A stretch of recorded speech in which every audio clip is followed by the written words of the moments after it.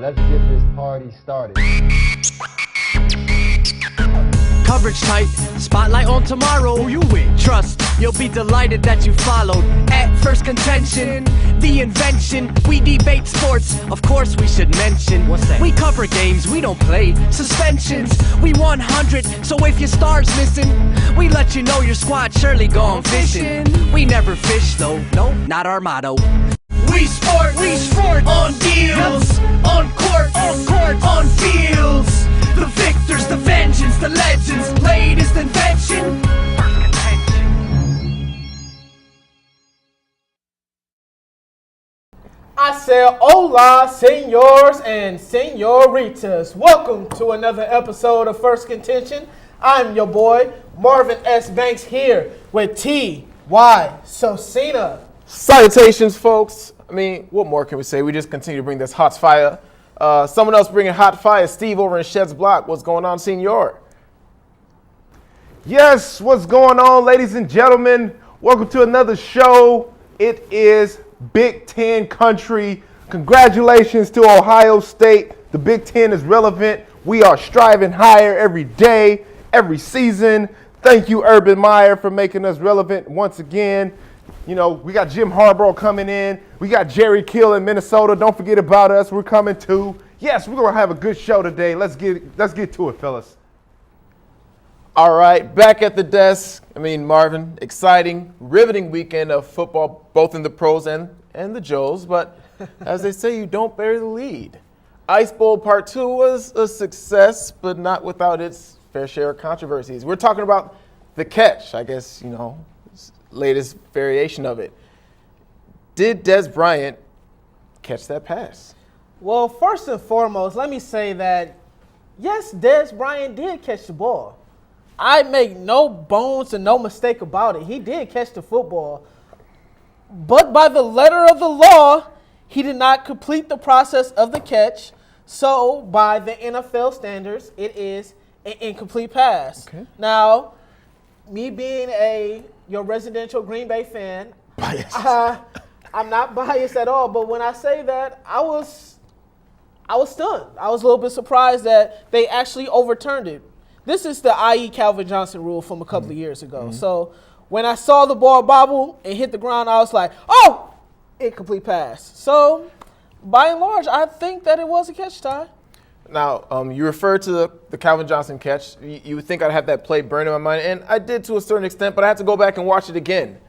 And based on the letter of the law, how we've seen everything play out in the league, Calvin Johnson didn't catch the ball. I'm sorry, he didn't catch the ball. Wow. But if I had to juxtapose Megatron's catch with Dez Bryant's catch, I think Dez did catch that ball.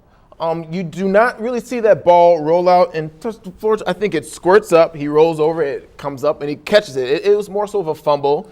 I do not believe it hit the ground. He still had possession, and you know there's the talks about him becoming a runner at the point because he did take those steps and extend for the goal line there.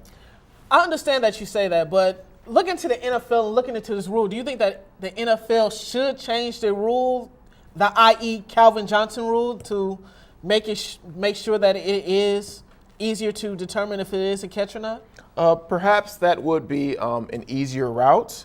Let me tell you one that's easier. Had Dez Bryant just come down with that ball rather than trying to extend to the goal line. And I understand he's Dez. He's a competitor. He's fighting for the end zone. He wants to make a play, but like I say, you got to secure the catch before you can run. You've seen receivers, I mean, the Oregon try to catch that ball and start running before you secure it. When it's fourth down, the game's on the line, you catch that ball, you need to make sure you secure it before you start trying to do too much. I understand that, but I definitely think that the league should look into this rule. It's been numerous opportunities where it seems that the receiver has possession of the ball. Mm-hmm. Seems like they came down with 2 feet, but it just seems that the ground caused them to lose control of the football, or they're getting up to celebrate and a ball slips out their hands. I think that's an unfair rule, unfair advantage. Now, granted, I think that it'll help my team out tremendously, but still, Dallas had their opportunities, and we will be touching on those opportunities a little bit later. Best believe there are some people on Marvin's hit list that need to be talked about today. quickly, what do you think about that rule, that penalty compared to the penalty against the Lions with the Cowboys? I think that this penalty was a little bit more egregious compared to the Lions penalty. I definitely think that something should have been called in the Lions game, whether it was illegal contact, holding, pass interference. But I definitely think that this one is a little bit more egregious. So I'm not going to complain. I mean, it is what it is. But they could have went for it on 4th down, then they proceeded to kick a 10-yard punt. So I'm just saying this one is more of a big deal. So enough of the karma talk. You know, it is what it is. But let's move forward. Let's talk about Green Bay's other opponent. They're playing the defending champions, Seattle Seahawks, who relatively had an easy time against the Carolina Panthers.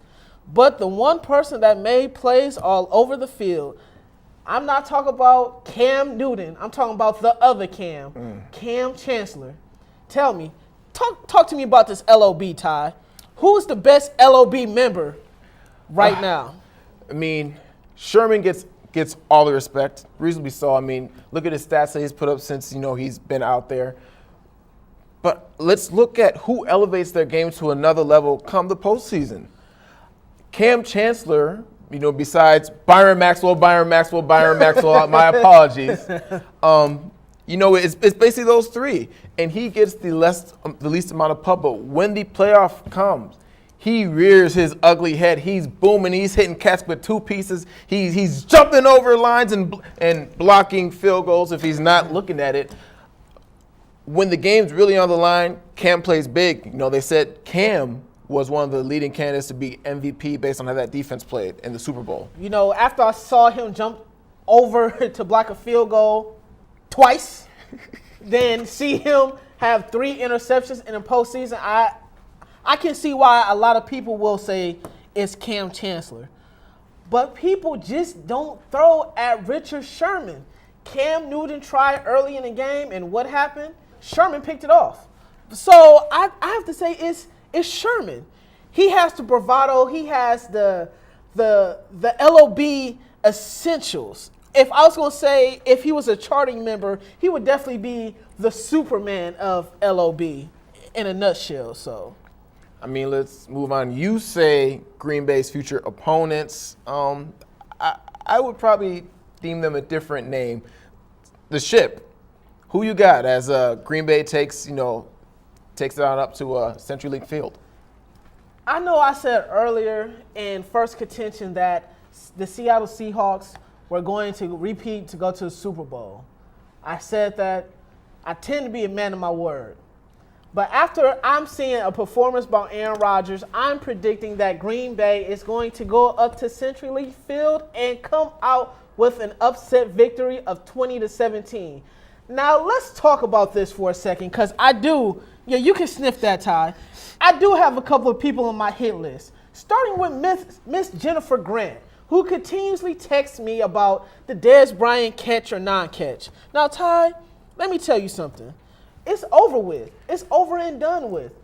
The Cowboys have their opportunities to go play Seattle. They still had an opportunity twice to stop Green Bay, but they didn't get the job done.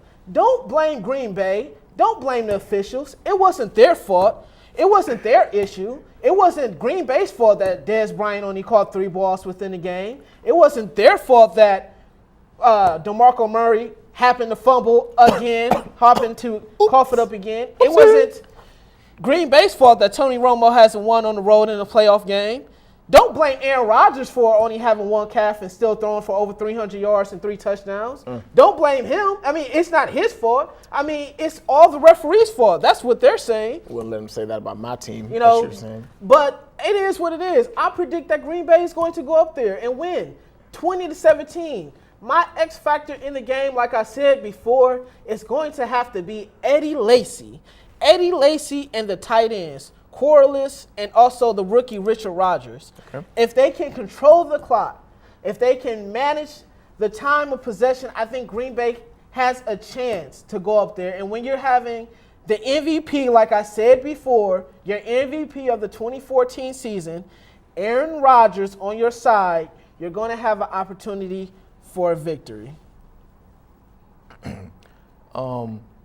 Thank you for the soliloquy. Sorry about that. I just had to I get can a tell couple you're of- very passionate I had to about get a this. couple of things off my chest. You talked about how it wasn't Green Bay's fault that all these things happened, with the Cowboys.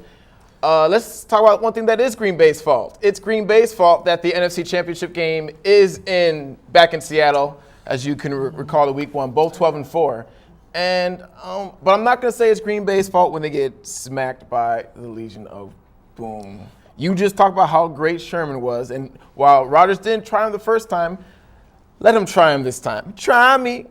I mean, Russell Wilson making plays.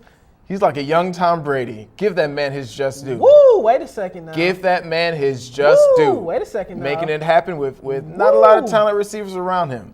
So I'm going with Seattle. You're on something. No surprise. Ty. Steve, NFC Championship game. Who you with?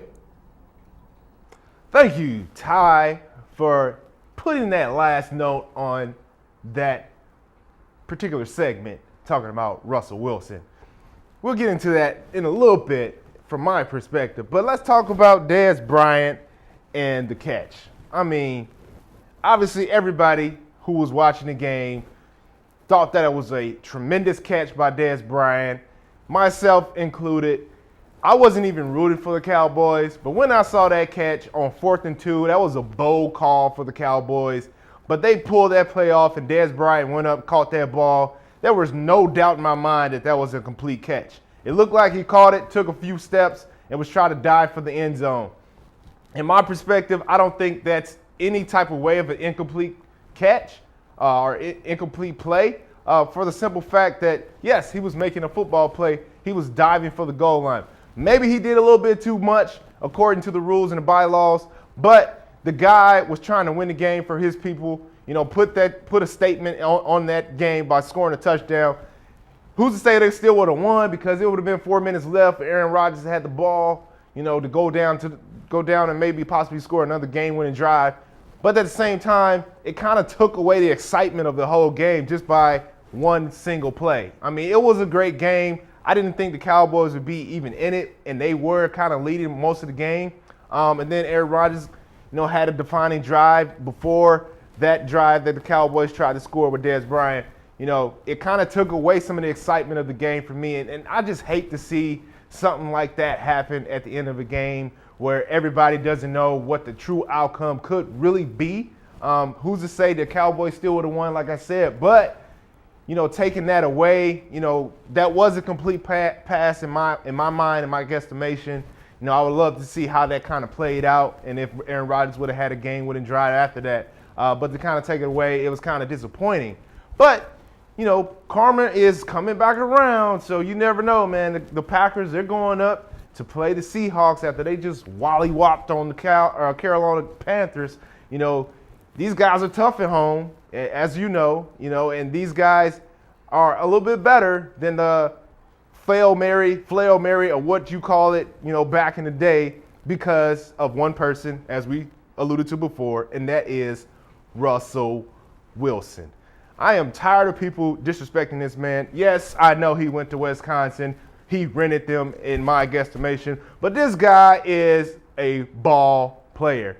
This year, he has been looking like a legitimate quarterback. Obviously, he doesn't have the receiving core. Obviously, they don't throw the ball as much. But when he does, he is lighting it up. I mean, this guy is accurate. He is smart. He makes plays with his feet, but he doesn't necessarily have to. When he does, because of that dual threat ability, he is smarter with it. He gets down. He gets out of bounds. He controls the game, it seems, in my guesstimation. This last game against the Panthers, they weren't running the ball the best. I mean, Marshawn Lynch had a few good runs, but that's about it. Russell Wilson was the reason these guys actually pulled that victory off, and I feel like he's going to do the exact same thing this weekend against the Packers, just to make a statement that Russell Wilson is coming. I mean, this guy is going to be a top quarterback in this league if he's not that already. He's going to be back into the Super Bowl once again, and we're going to see what's going to happen once he gets there. But that's my pick. We'll see what's going on. Thanks a lot, Steve. Thanks for the input over there in Shed's block. But we move from the NFC To the AFC, let's talk about the first game of Saturday's divisional round, Baltimore and New England. Now, there was a little trickery that was going on with New England as they only had 4 offensive linemen, but had a running back that was ineligible. Tell me, Ty, was this fair or foul? It was fair. It was fair. You know, he has to come in the game. He has to tell the ref, hey, I'm ineligible. You know, ref writes it down. Mm-hmm. I mean, you don't have to guard him. If you designate a man for him, that's on you, Baltimore. And when you're a team with the defensive culture that they have, you either make an adjustment or guess what? You use a timeout. It's as simple as that. That's true, too, as well. Why am I not surprised that New England, out of all the teams, have another trick up their sleeve? Hey, they found a legal way to do it, though. Yeah, this time it was legal. But why am I not surprised? When you're dealing with Tom Brady, Bill Belichick, and Josh McDaniels, why am I not surprised that they have another creative way to win another football game? Not spying on people like they have done in the past, but this time only using 4 offensive linemen. I think it was intelligent. It was definitely a smart move, but Josh McDaniels. Exactly what I said. Too bad he couldn't do that with Tebow. But who do you think had the better game? Tom Brady or Aaron Rodgers? Aaron Rodgers. Going to throw Aaron Rodgers. Tom Brady. Again, the second half of this game, the ball was basically in Brady's hand the whole time. They finished the game with 13 yards rushing. So when you put all that pressure on your quarterback and it comes through, granted, you know, you had Edelman kind of get into the fray. Yeah. I believe that Tom Brady played the better game. You know, Aaron Rodgers has the calf injury, but we know what this Dallas defense is. And again, the defensive culture in Baltimore, Brady went up against a better team and was victorious. See, I'm glad that you brought up the defensive prowess of the Ravens, because right now, do me a favor, Ty. Name the starting quarterbacks for the Baltimore Ravens. Name the starting safeties for the Baltimore Ravens. I was going to say Matt Elam, but I think he's like playing nickel right now. It's just all bad right now. Yeah, exactly. So Tom Brady had a relatively easy time against that secondary that has been very generous in the passing game. They said, forget about the run. We're just going to pass the football from here on out.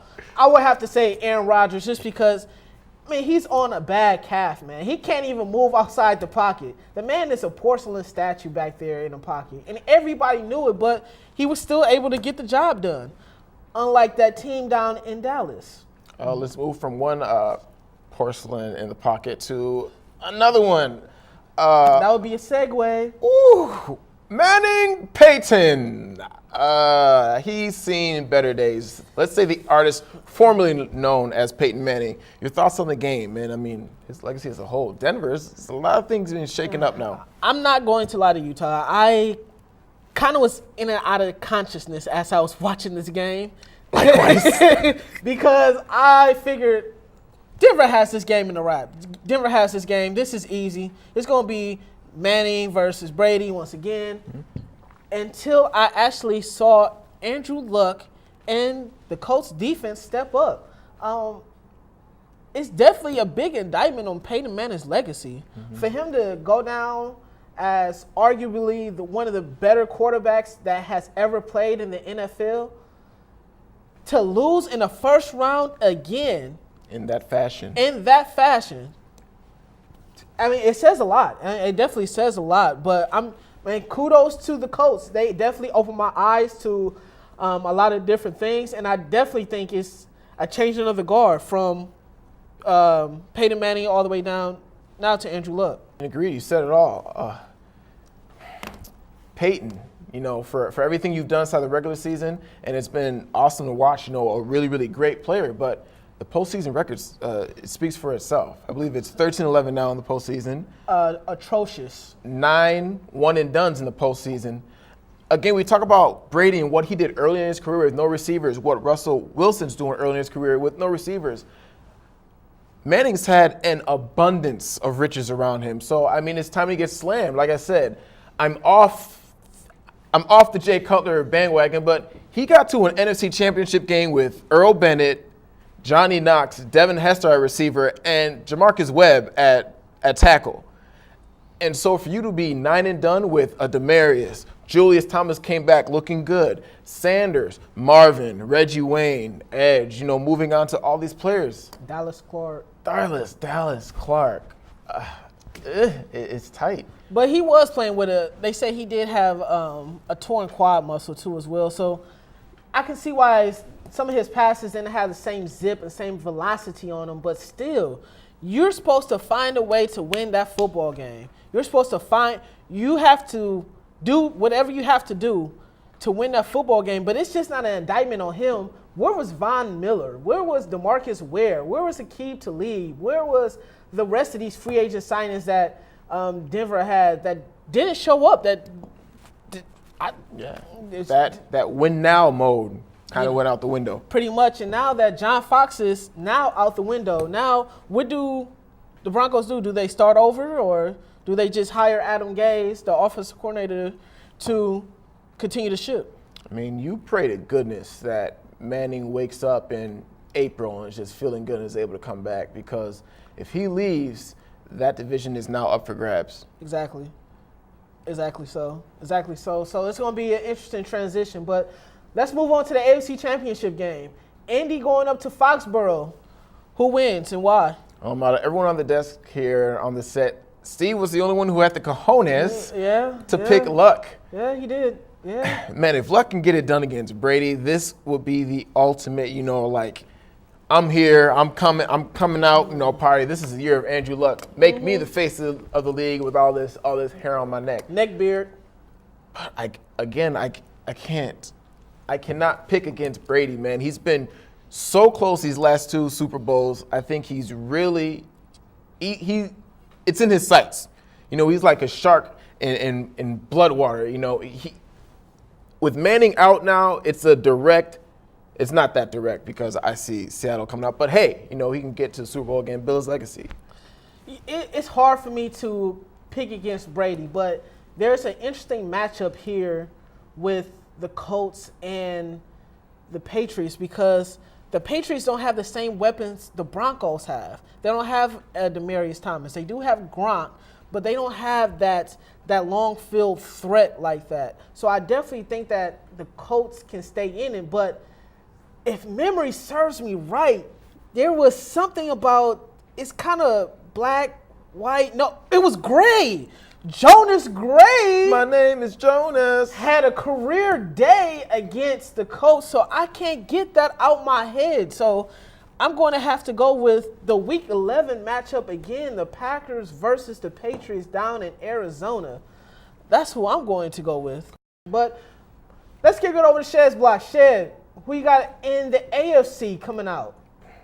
9 AFC Championship games. 9. That's ridiculous. That is absolutely ridiculous. Oh, yeah. Didn't I pick Andrew Luck last week to get that upset? Oh, yeah, I did. I'm going to shock the world with this one.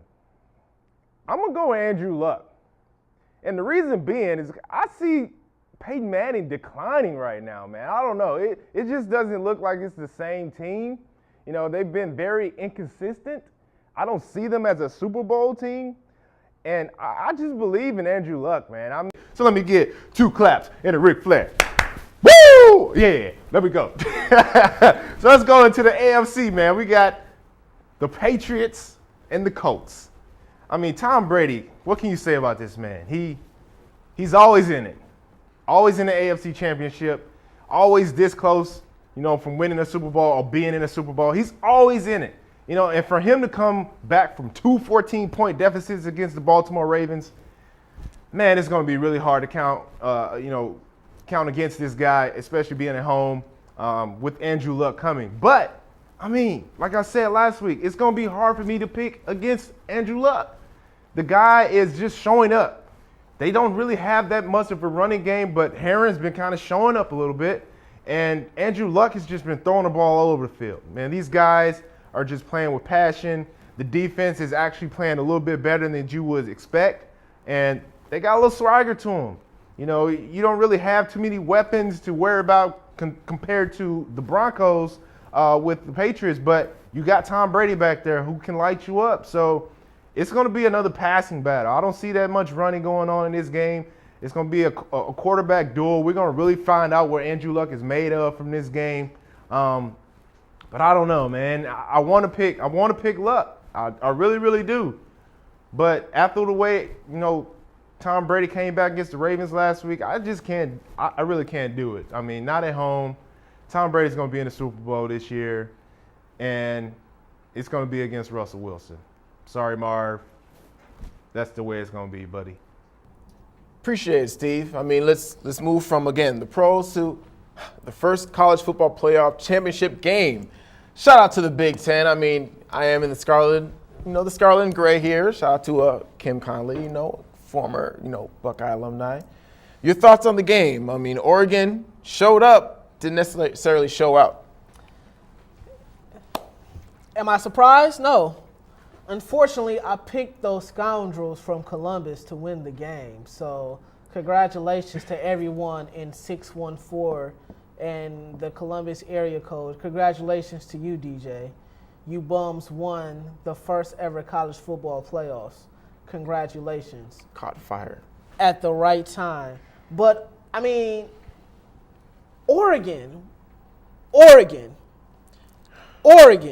This fast-paced offense was supposed to put up points.